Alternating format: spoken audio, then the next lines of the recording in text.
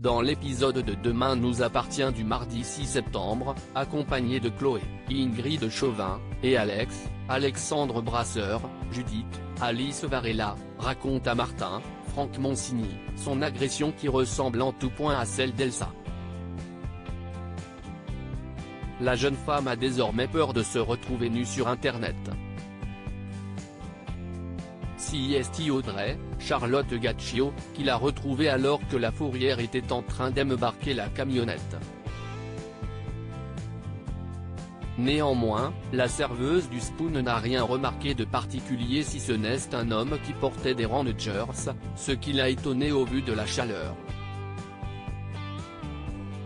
À côté de la scène de l'agression, Georges, Maëlle El Ajaoui, et Sarah, Camille Genot, notent qu'une plaque d'égout a été soulevée.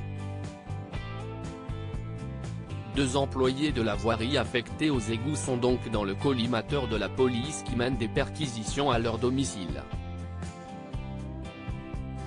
Néanmoins, le procureur Perrault, Xavier Delugue, reproche à Martin de n'avoir toujours aucun élément concret. Victor Brunet, Fraouk Bermouga, s'inquiète. Il n'a plus de nouvelles de Timothée, Grégoire Campion, avec qui il avait pourtant rendez-vous au Spoon. Il se rend donc au lycée Agnès Varda pour demander des explications à Chloé. Alma, Camille de Pazy, se souvient de l'avoir vu pendant l'interclasse, tandis qu'Elsa, Bertil Boro-Turquin, confirme l'avoir vu partir après son cours de 10 heures. Victor Sen prend donc à la lycéenne pour savoir si elle lui a encore fait du mal depuis leur rupture. Victor a ensuite alerté la police qui a localisé son téléphone près de la gare de Sète où il se rend avec Sarah et des collègues à elle. Il retrouve en effet le vélo et le téléphone de Timothée. Victor est persuadé qu'il est arrivé quelque chose de grave à son fils. Mais alors que Sarah tente de rationaliser la situation, Victor n'hésite pas à l'insulter. En retournant dans sa voiture, ce dernier découvre sur son pare-brise une demande de rançon. Il a jusqu'à demain 18 h pour livrer 1 million d'euros à celui qui détient Timothée, sinon son fils mourra. Pendant ce temps, le jeune homme est retenu prisonnier dans un endroit dans lequel est diffusée de la musique électronique à plein volume. Allongé sur un lit, Timothée se bouche les oreilles, tout en tremblant. Nathan joue des tours au nouveau chef du Spoon Victoire, Solène Hébert, déprime d'être sans nouvelles de Samuel, Axel Kinner, depuis 48 heures. Elle a peur qu'il lui soit arrivé quelque chose. Soraya, Kenza Saïbi-Couton, Elisa, Naïma Rodrigue, tentent de la rassurer. Et surtout, elle lui conseille de prendre du bon temps. Et cela tombe bien, puisqu'aujourd'hui, elle ne travaille pas. Direction une manucure puis au cinéma pour un film.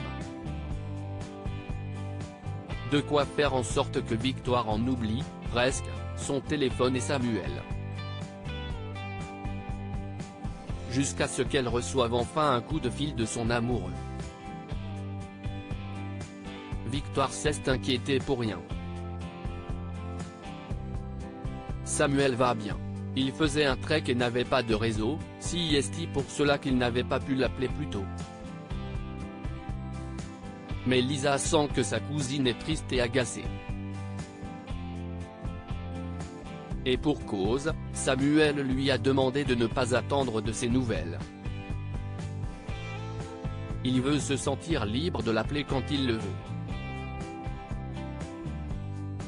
Lisa incite donc Victoire à le laisser vivre son expérience et lui fait promettre de prendre un peu plus soin d'elle dorénavant.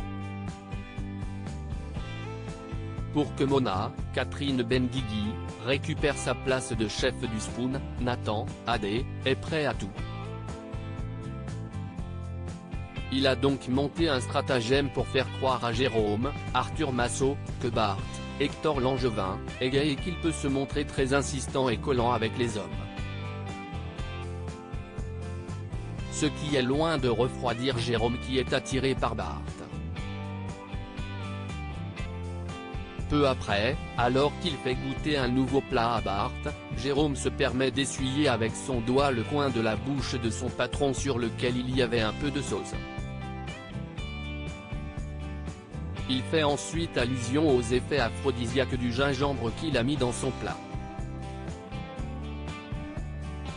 Comprenant où veut en venir le chef, Bart lui demande de conserver des rapports strictement professionnels. Alors que Bart et Audrey rigolent de cette situation, Jérôme, vexé, décide de rendre son tablier. Bart essaie donc de joindre Mona, en vain. Elle refuse de lui répondre. Ce que remarque Nathan, qui a peur d'avoir des problèmes à la suite de son mensonge. Elle accepte donc d'envoyer un message à Bart qui lui demande de revenir au Spoon en tant que chef.